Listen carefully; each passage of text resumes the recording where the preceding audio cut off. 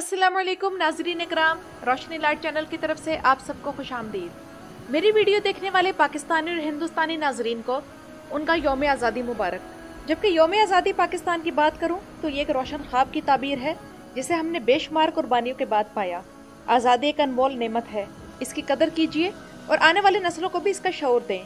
एक चीज़ जो मैंने इस साल इस जश्न आज़ादी पर नोट की वो ये है कि अब की बार तुर्की के अदाकारों को पाकिस्तानी लिबास पहनाने और फोटोशॉप के जरिए उनके हाथों में पाकिस्तानी परचम पकड़ाने का सिलसिला बहुत कम नजर आया। वरना पिछले साल तक तो मैंने ये भी नोट किया था कि सोशल मीडिया पर इस मामले में कायद-ए-आज़म तक को बख्शा नहीं गया। बहरहाल इन दोनों मामलों में इस साल काफी बचत रही। रिसेंटली मैंने आप लोगों को कुरैश उस्मान के बारे में भी अपडेट्स दे दी और सुल्तान मोहम्मद फातेह ड्रामा सीरीज के बारे में अब तक जो भी न्यूज मिली थी वो भी आप लोगों को अपनी पिछली वीडियो में दे दी है। तो आज बारी है कुदुस Fateh Salahuddin Ayyubi drama series की, और इस ड्रामे के बारे में अब तक जो भी खबरें इकट्ठी हो चुकी हैं वो आज की वीडियो में आप लोगों को मिलेंगी। इसके अलावा आप लोग जानेंगे कि कौन कौन से पाकिस्तानी अदाकारों के नए सीजन में शामिल होने की कंफर्म और अनकंफर्म्ड खबर मिल चुकी है।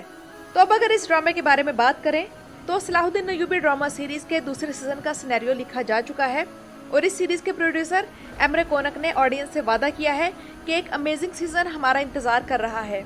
और इस कही गई बात का सबूत वो इस तरह दे चुके हैं कि एक तो उन्होंने पिछले सीजन का राइटर इस ड्रामे से निकाल दिया है और नए सीजन का सिनेरियो नया राइटर लिख रहा है।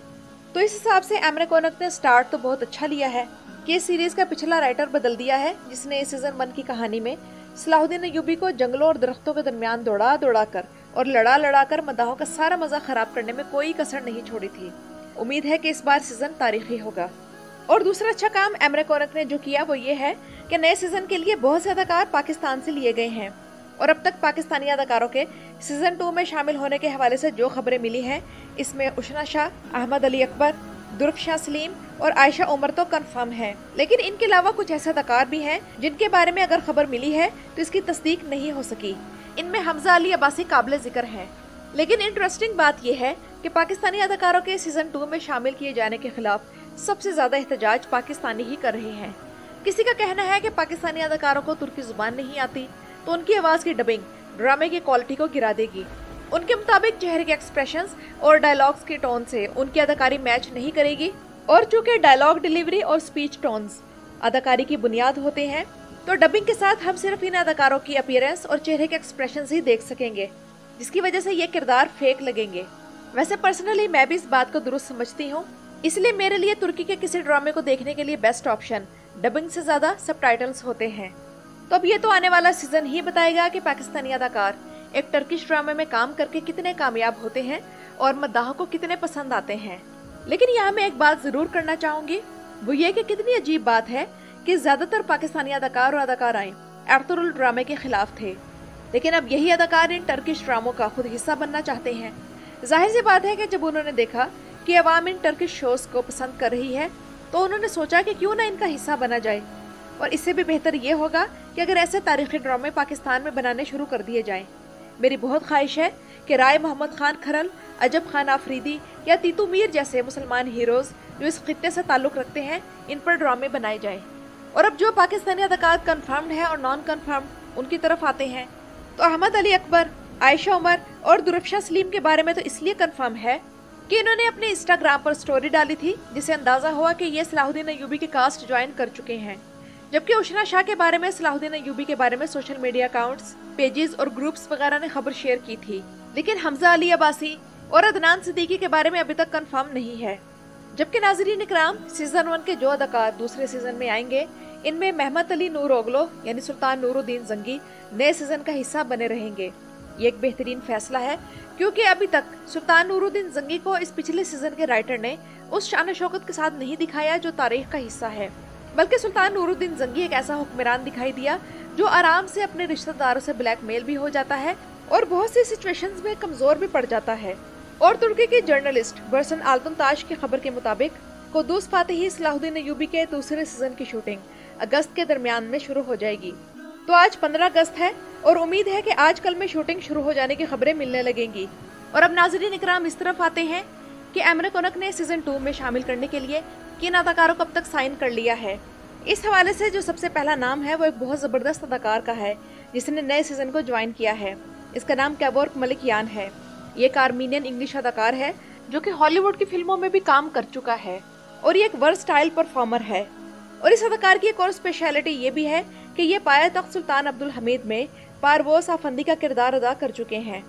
इसके अलावा एक अदाकारा है जिसका नाम मर्व है, वो भी नई कास्ट का हिस्सा बन गई है और इस अदाकारा की अदाकारी के बारे में भी काफी अच्छे रिव्यूज हैं। इसके अलावा महमद ओजान नाम का एक अदाकार भी सामने आया है जिसका नाम नए सीजन की कास्ट में शामिल कर लिया गया है और ये अदाकार बैलियन ऑफ इब्लेन का किरदार अदा करेगा। ये वही किरदार है जो किंगडम ऑफ हेवन में ऑरलैंडो ब्लूम ने परफॉर्म किया था। जबकि एमरे कोनक ने सीजन 1 में जो भी गलतियां रह गई थी उन पर मद्दाहों से बहुत माजरत की है, तो अब की बार उम्मीद है कि एक स्पेशल सीजन होगा। पिछला सीजन गलतियों से भरा हुआ था और यहाँ नाज़रीन इकराम सीजन 1 की 2 बड़ी गलतियां मैं पॉइंट आउट करना चाहूंगी। आप लोग मुझे कमेंट्स में जरूर बताइए कि मैं इस मामले में किस हद तक दुरुस्त हूँ। गलती नंबर 1, आप लोग खुद सोचिए कि ये मद्दाहों के इंटेलेक्चुअल लेवल के साथ किस कदर ज्यादती है कि उन्हें ये दिखाया जाए कि एक शख्स, बेशक वो हीरो है, गजा से चलता है और थोड़ी देर में ही दमिश्क में सुल्तान नूरुद्दीन जंगी के महल में खड़ा होता है। क्या ऐसा होना मुमकिन है?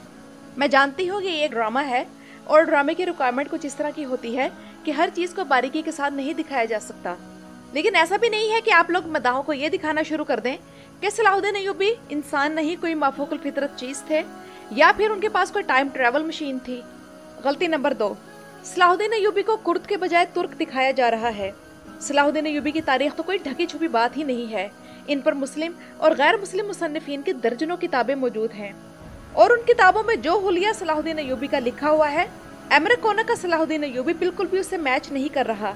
इसी तरह दमिश्क का शहर जो आर्ट, कल्चर और आर्किटेक्चर के हिसाब से उम्वी या अरबी रंग में रंगा हुआ था, इसे भी मुकम्मल टर्किश अंदाज में दिखाया जा रहा है। ये बिल्कुल सकाफती बदयांती है। सलाहुद्दीन अय्यूबी बहादुर कुर्द कौम से थे, लेकिन तुर्क ड्रामा बाजों ने कुर्द तारीख को इस ड्रामे से गायब करके जहाँ जहाँ भी ये ड्रामा देखा जा रहा है तो उन्हें ये दिखाने की कोशिश कर रहा है कि नई नस्ल को सलाहुद्दीन अय्यूबी तुर्क लगे, क्योंकि कुर्द ना तुर्कों को पसंद है, ना शाम को, ना ईरान को और ना ही तुर्की को। और सलाहुद्दीन अय्यूबी की ये बदकिस्मती है कि वो कुर्द कौम से थे। इनका कुर्द होना इमाम इब्न तैमिया की कौमियत के बारे में तहकीक से साबित है, जबकि कुर्दों और तुर्कों की दुश्मनी हमेशा से ही थी और इसकी बुनियाद खिलाफत उस्मानिया के शुरू से ही पड़ गई थी। और इस मामले में एक बहुत बड़ा तारीखी फैक्टर ये भी है कि सलाहुद्दीन अय्यूबी ने यरूशलेम की फतह की तहरीक जिन इलाकों से शुरू की थी वो या तो कुर्द थे या फिर शाम के थे, लेकिन यहाँ इस ड्रामे में तुर्कों ने सब कुछ ही अपने खाते में डाल लिया है। तो नाज़रीन इकराम, ये तो है अब तक की अपडेट्स। आप लोगों को आज की वीडियो कैसी लगी मुझे कमेंट्स में जरूर बताइएगा। मेरे चैनल पर आने का शुक्रिया।